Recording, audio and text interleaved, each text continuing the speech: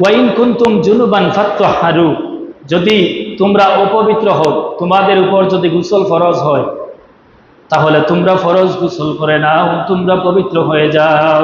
ফরজ গোসল হলে ভালোভাবে তোমরা গোসল করার মাধ্যমে পবিত্রতা অর্জন করো। 2 নাম্বার হলো কাপড় পাক। কাপড় পাকের দলিল হলো সূরাতুল মুদ্দাসসিরের 4 নাম্বার আয়াত। আল্লাহ পাক রব্বুল আলামিন বলেন, ওয়াসিয়াবাকা ফাতাহহির, তোমরা তোমাদের কাপড় পবিত্র করো। আল্লাহ রাসূলকেও বলেছেন, ও রাসূল, ও আমার হাবিব, আমার বন্ধু পয়গম্বর, আপনার কাপড়ও আপনি পবিত্র করেন। তাহলে আমরা জানতাম নামাজের ফরজ হলো 13টি, নামাজের বাহিরের 7টির মধ্যে 2টা আমরা জানতে পারলাম। প্রথম নম্বরে হলো শরীর পাক, দ্বিতীয় নাম্বার হলো কাপড় পাক, 3 নম্বরে হলো জায়গা পাক। সূরাতুল বাকারার 125 নম্বর আয়াতের মধ্যে আল্লাহ বলেন, ওয়াহিদনা ইলা ইব্রাহিম ওয়া ইসমাঈল আন তাহিরা বাইতিয়া লিত-তাইফিন ওয়াল আকিফিন ওয়াল রুকআইস সুজুদ। ও আমার পয়গম্বর ইব্রাহিম, ইসমাঈল, তোমরা আমার ঘর তোমরা পবিত্র করো, আমার ঘর ধৌত করো, পবিত্র করো। ওয়া ইসমাঈল আন তাহিরা, তোমরা আমার ঘর পবিত্র করো। বাইতিয়া লিত-তাইফিন, তায়েফবাসীর জন্য, তায়েফকারীর জন্য। লিত-তাইফিন ওয়াল আকিফিন, যারা ইতিকাফ করবে তাদের জন্য। ওয়ার রুকআইস সুজুদ, যারা রুকু দিবে, যারা সিজদা করবে তাদের জন্য আমার ঘর তোমরা পবিত্র করো। সুবহানাল্লাহ। আল্লাহ পাক রব্বুল আলামিন বললেন, তাহলে আমরা এটার মাধ্যমে শিক্ষা অর্জন করলাম, আমাদের মসজিদ আমরা পবিত্র রাখতে হবে নামাজ আদায় করার জন্য, মসজিদে ইতিকাফের জন্য আমরা মসজিদ পবিত্র রাখতে হবে সব সময়।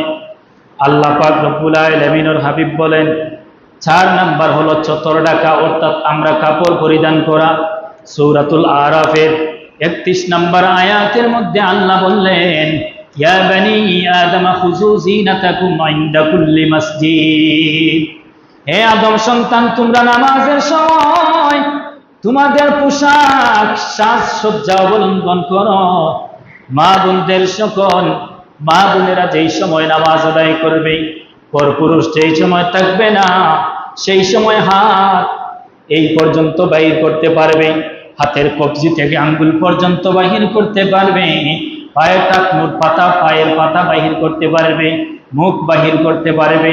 পরপুরুষ যাতে সামনে না থাকে এমন ভাবে পর্দার মাধ্যমে আল্লাহর হাবিব বললেন, মহিলারা তোমরা নামাজ আদায় করো। আর পুরুষদের জন্য আল্লাহর হুকুম, নাভি থেকে হাঁটুর নিচ পর্যন্ত।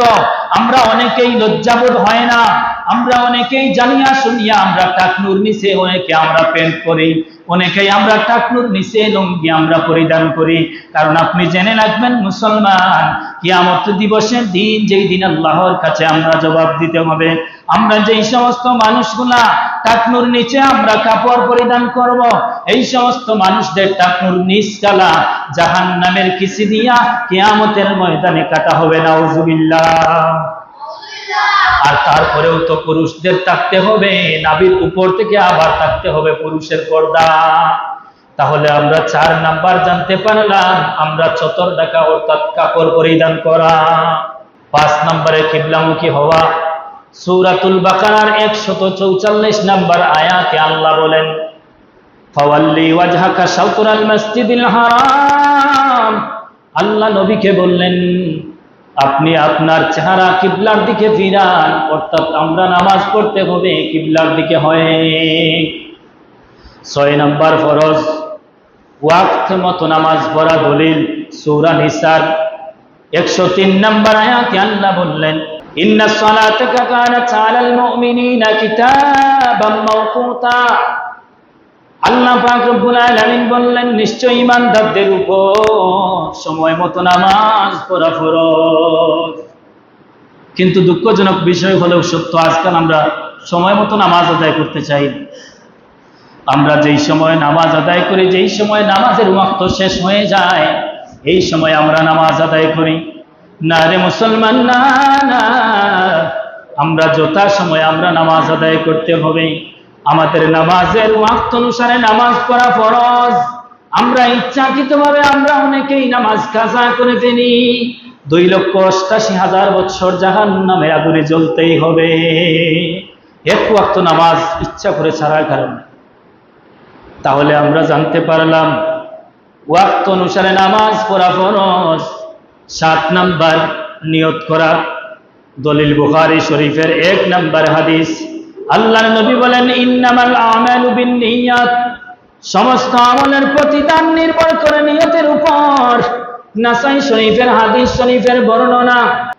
قال رسول الله صلى الله عليه وسلم إن الله لا يفقل من العمل إلا ما كان له خالصا, নিশ্চয়ই আল্লাহ কোনো আমল কবুল করে না যদি একনিষ্ঠভাবে আল্লাহর জন্য এই আমলটা করা না হয়।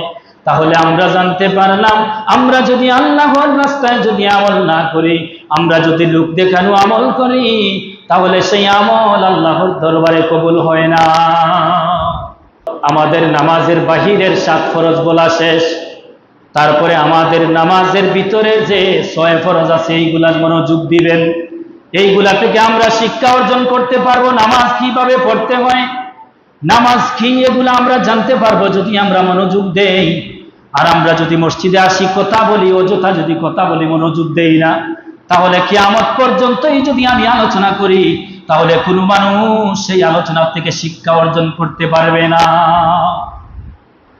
নামাজের ভিতরের যে 6 ফরজ, আল্লাহ পাক রব্বুল আলামিন নামাজের ভিতরের 6 ফরজ আমাদের উপর ফরজ করে দিলেন।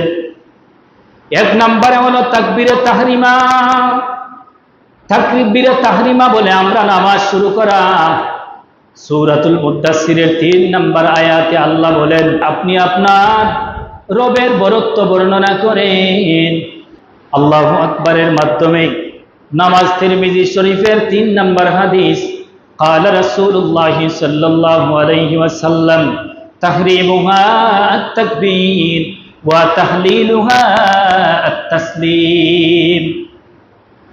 অর্থাৎ 1 নম্বরে তাকবীরে তাহরিমা বলা হয়।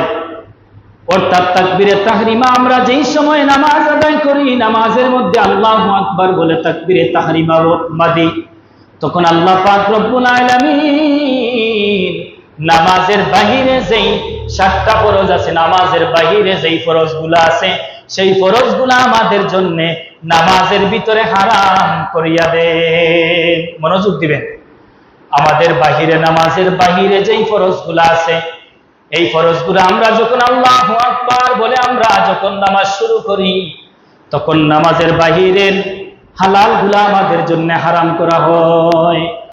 আল্লাহ পাক রব্বুল আলামিন ওর হাবিব বলেন, ওয়া তাহলিলুহা তাসলিম, সালাম ফিরানোর মাধ্যমে ওই কাজগুলা, নামাজের বাহিরের হালাল কাজগুলা আবার আল্লাহ হালাল করিয়া দেন।